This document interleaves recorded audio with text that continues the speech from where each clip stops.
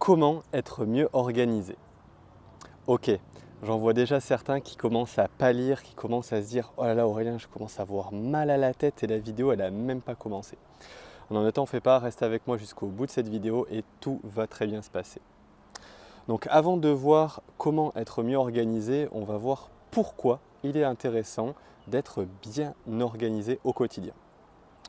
Donc être bien organisé va te permettre de réaliser plus facilement ton ou tes objectifs. Cela va te permettre également de savoir quelle direction prendre.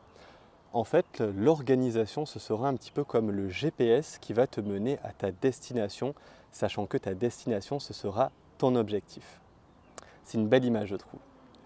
Et enfin, dernière chose qui me semble importante, selon moi, c'est que ça va te permettre de mettre en place tous les moyens possibles pour arriver à ton objectif. En fait, tu feras ton maximum en gérant mieux ton temps. Ok, et là vous êtes en train de me dire, c'est très bien tout ça, mais par quoi commencer? Ok, donc ce qu'il va falloir faire dans un premier temps, ça va être de créer le vide intérieur en vous. C'est-à-dire vous poser et ne penser à rien d'autre et à vous dire qu'est-ce que j'ai vraiment envie de faire, qu'est-ce qui m'intéresse, qu'est-ce qui m'excite. Et vraiment, quelque chose va sortir au bout d'un moment. C'est-à-dire peut-être pas la première fois que vous allez y penser, mais au bout de quelques fois, il y a une idée, quelque chose qui va émerger en vous. Ok, d'accord, ouais, je vois, je veux vraiment faire ça en fait. Ok, vous allez donc avoir une première idée. L'idée va être de creuser cette idée-là et de définir un objectif qui va être SMART. Bon, SMART, ça veut dire intelligent en anglais, mais ici on va le décomposer. Donc SMART pour spécifique, pour mesurable, pour atteignable, pour réaliste et pour temporel. Votre objectif devra donc respecter ces 5 critères-là. Un objectif SMART pourrait être, par exemple, réussir à courir 10 km en moins d'une heure dans 3 mois. Donc ici, on voit que c'est atteignable, que c'est temporel, que c'est réaliste. Bref, cet objectif-là réunit tous les critères. Donc l'idée, une fois que vous allez avoir justement votre idée qui va sortir de votre tête, va être de définir cet objectif SMART pour vous. Cet objectif-là sera vraiment personnalisé pour vous. Ce que je recommande également, c'est de définir des sous-objectifs. C'est-à-dire, bon là j'ai parlé de courir 10 km, ça pourrait être complètement autre chose, on est d'accord. Mais par exemple, peut-être que la personne qui s'est fixé cet objectif de courir 10 km, peut-être qu'en fait son objectif final c'est de faire un marathon. Sauf que clairement, si cette personne-là n'arrive pas à courir 3 km, ça serait un peu suicidaire que de partir dans 2 mois faire un marathon. Je pense que vous en conviendrez. Donc l'idée va être de se définir des sous-objectifs atteignables qui sont à la fois challengeants, mais atteignables, qui vont vous permettre de créer une habitude d'entraînement, de créer une certaine planification, de commencer à vous intéresser au sujet.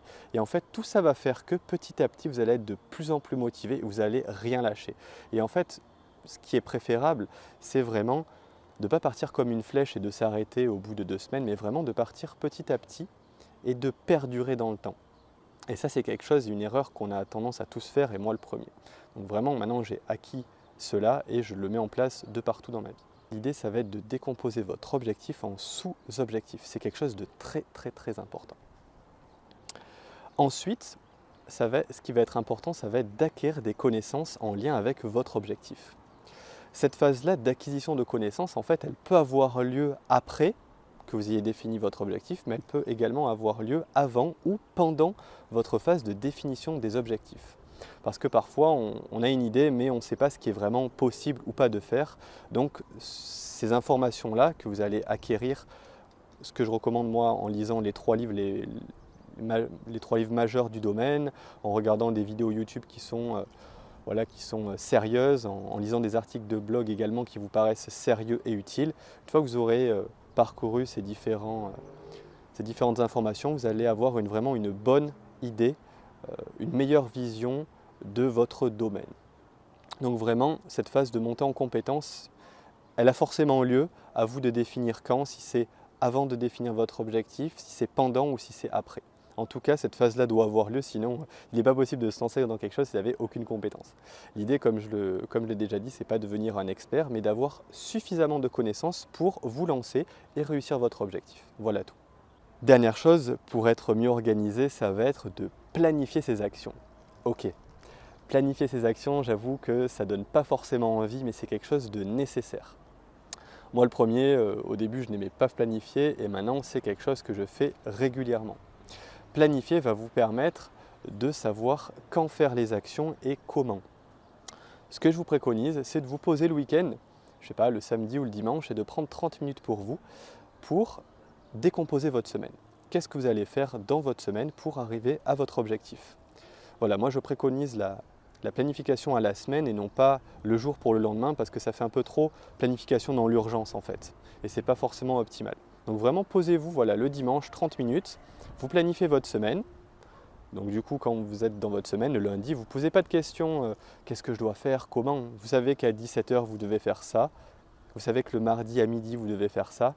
Vous n'avez qu'à suivre. Et en fait c'est ce qui va vous permettre de passer à l'action. Parce qu'en fait, la planification, ok, ça va peut-être vous prendre que 30 minutes le week-end, mais ça va vous faire gagner un temps phénoménal parce que vous allez passer à l'action et pas passer de temps psychologique à savoir dans la semaine qu'est-ce que vous allez faire. C'est tout simple, vous avez simplement à suivre votre planning.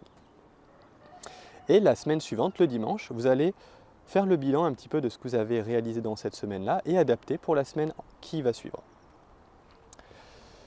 L'idée pour planifier, c'est d'utiliser son smartphone. Je pense que vous en avez tous un. Donc voilà, utilisez votre smartphone pour une fois, voilà, pour une autre utilisation que Facebook. Je dis ça, mais j'essaie de me désintoxiquer également. Voilà, donc utilisez votre application Agenda pour planifier. Si vous n'avez pas de smartphone, utilisez un agenda à l'ancienne, hein, sur papier, ça fait très bien le travail. Donc voilà, c'était un petit peu la structure que je voulais vous donner pour mieux planifier au quotidien, pour mieux gérer votre temps, pour être mieux organisé.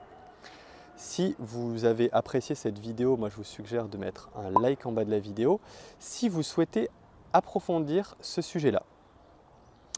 Ce que j'ai fait moi, c'est que j'ai écrit un livre sur le sujet qui s'appelle « Optimiser son temps facilement » et dans ce livre-là, je vais vous guider en vous donnant une structure, en vous donnant mes meilleures techniques et les meilleures astuces pour mieux gérer son temps au quotidien. Donc si vous êtes intéressé, vous avez un objectif en tête ou si vous voulez vraiment vous donner tous les moyens de réussir dans votre vie, commencez par lire ce livre, vous allez avoir vraiment un certain nombre d'informations qui va vous permettre d'atteindre votre objectif, je vous le garantis. La gestion du temps, l'optimisation de son temps, ce n'est pas forcément un sujet sur lequel les personnes ont tendance à s'intéresser parce que voilà, on gère tous notre temps au quotidien d'une certaine manière et finalement on pense que c'est inné, sauf qu'en fait avec certaines techniques et certaines astuces, on va avoir certains hacks de productivité qui vont nous permettre d'atteindre notre objectif et de mieux réussir notre vie beaucoup plus facilement. Donc voilà, moi je vous conseille, si vous souhaitez en savoir plus, de télécharger ce livre. Si vous avez des questions, si vous souhaitez échanger, la zone de commentaires est faite pour ça. Voilà, moi je vous souhaite une super journée et puis je vous dis à très bientôt pour de nouvelles vidéos. Bye bye.